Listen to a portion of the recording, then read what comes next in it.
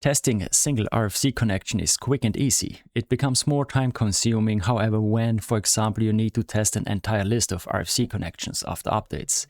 In this video, I'll show you how to test RFC connections in bulk.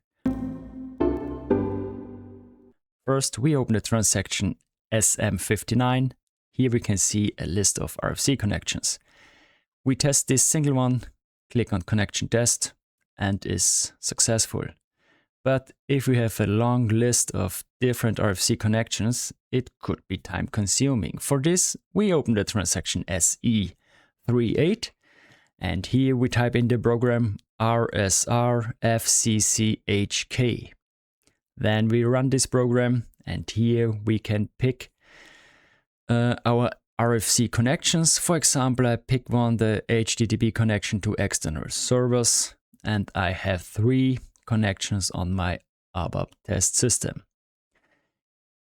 2 connections to an Amazon host, and then a 3rd different host.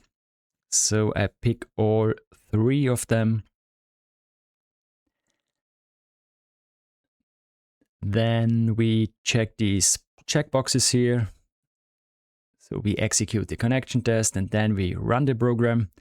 And then we see here our result.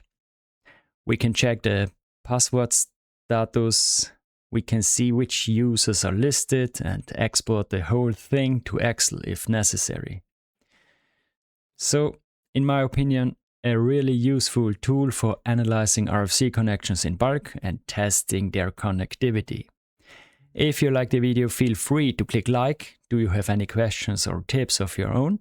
Post them in the comments, subscribe to the channel to become part of the community, and make sure you don't miss any future videos.